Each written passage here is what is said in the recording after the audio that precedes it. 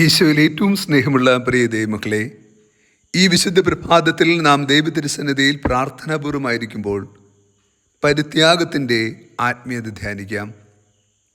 വിശുദ്ധ മത്തായി സുവിശേഷം 16 അധ്യായം 24 മുതൽ 28 വരെയുള്ള തിരുവചന ഭാഗമാണ് തിരുസഭ ഇന്നേ ദിനം നമുക്ക് ചിന്തിക്കുവാനും ധ്യാനിക്കുവാനും നൽകിയിരിക്കുക. യേശു തന്നെ അനുഗമിക്കുവാൻ ആഗ്രഹിക്കുന്നവരോട് പറയുന്ന വചനഭാഗമാണിത്. ആരെങ്കിലും എന്നെ അനുഗമിക്കുവാൻ ആഗ്രഹിക്കുന്നുവെങ്കിൽ അവൻ തന്നെ പരിത്യജിച്ച് അവൻ്റെ അനുദിന കുരിശുമെടുത്ത് എന്നെ അനുഗമിക്കട്ടെ. സ്വന്തം ജീവൻ രക്ഷിക്കുവാൻ ആഗ്രഹിക്കുന്നവൻ അത് നഷ്ടപ്പെടുത്തും. എന്നാൽ ആരെങ്കിലും എനിക്ക് വേണ്ടി സ്വജീവൻ നഷ്ടപ്പെടുത്തിയാൽ അത് അവൻ കണ്ടെത്തും. നഷ്ടപ്പെടുത്തുന്നതിലൂടെ വീണ്ടെടുക്കപ്പെടുന്ന ആത്മീയതയാണ് ക്രിസ്തു പഠിപ്പിക്കുക. ക്രിസ്തു അപ്രകാരമായിരുന്നു. സ്വർഗം വിട്ട് ഭൂമിയിലേക്ക് ഇറങ്ങി വന്ന അവിടുന്ന് സ്വർഗീയമായ സമസ്തവും നഷ്ടപ്പെടുത്തി നമുക്ക് വേണ്ടി അവിടുന്ന് മുറിവേറ്റു. അവൻ്റെ തിരസ്കരണങ്ങളും പരിത്യാഗവും അവൻ അനുഭവിച്ച നിന്ദനങ്ങളും അപമാനവും ലോകത്തിന് രക്ഷയായി ഭവിച്ചു. അവൻ തന്നെ ശൂന്യനാക്കി മനുഷ്യൻ്റെ രൂപം സ്വീകരിച്ചു.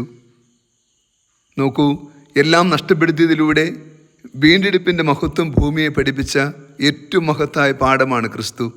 അതേ ക്രിസ്തുവിനെ അനുധാവനം ചെയ്യുവാൻ നാമും ഈ ഭൂമിയിൽ പലതും പരിത്യജിക്കേണ്ടതുണ്ട് എന്ന് യേശു വെളിപ്പെടുത്തുന്നു. നീ നഷ്ടപ്പെടുത്തുമ്പോൾ അത് വീണ്ടെടുപ്പാണ് എന്ന് ക്രിസ്തു പഠിപ്പിക്കുന്നു. എല്ലാവരും കരുതിക്കൂട്ടുന്നതും ശേഖരിച്ചു വച്ചിരിക്കുന്നതും നേട്ടമാണെന്ന് കരുതുമ്പോൾ ക്രിസ്തു അത് നഷ്ടമാണ് എന്ന് പഠിപ്പിക്കുന്നു. ഒരുവൻ ലോകം മുഴുവൻ നേടിയാലും അവൻ്റെ ആത്മാവ് നഷ്ടപ്പെടുത്തിയാൽ അവന് അതുകൊണ്ട് എന്ത് പ്രയോജനം?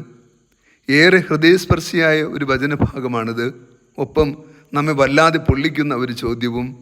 ഈ ലോകത്തിൻ്റെ എന്ത് തന്നെ സൗഭാഗ്യം നിനക്കുണ്ടെങ്കിലും ആത്മാവ് നഷ്ടപ്പെട്ടാൽ, നിത്യത നിനക്ക് ലഭ്യമാകുകയില്ലെങ്കിൽ ഈ കരുതി വെച്ചവ കൊണ്ട് എന്ത് നേട്ടം? ഫ്രാൻസിസ് സേവ്യറിനെ വിശുദ്ധ ഫ്രാൻസിസ് സേവ്യറാക്കി രൂപാന്തരപ്പെടുത്തിയത് ഈ ഒറ്റ തിരുവചനമാണ്.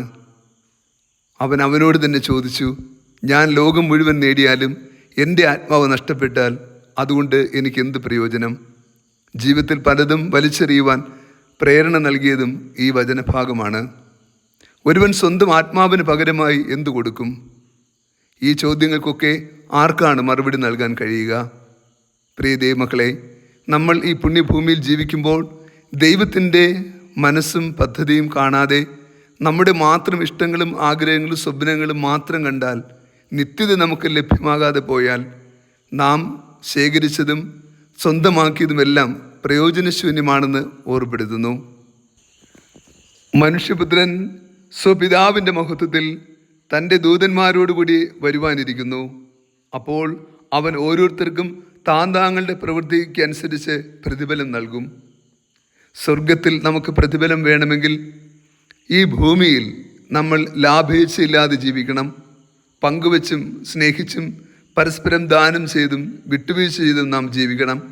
ഒന്നും നേടിപ്പിടിച്ചുകൊണ്ട് സ്വന്തമാക്കിയതുകൊണ്ട് നാം നിത്യത സ്വന്തമാക്കുന്നില്ല എന്ന് ക്രിസ്തു ഓർമ്മപ്പെടുത്തുന്നു.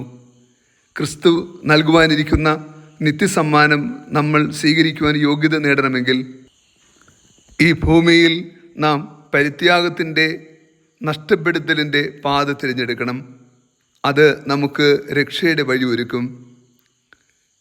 നമുക്ക് കൂടുതൽ സ്നേഹത്തോടെ ദൈവത്തിൻ്റെ പദ്ധതിക്ക് അനുസൃതമായി നിലകൊള്ളുവാൻ, ഈ ലോകത്ത് ജീവിക്കുമ്പോഴും ഈ ലോകത്തിൻ്റെതല്ലാത്തതായി ജീവിക്കാൻ വേണ്ട ആത്മീയ കൃപയ്ക്കായി നമുക്ക് ഈ ദിനം പ്രാർത്ഥിക്കാം.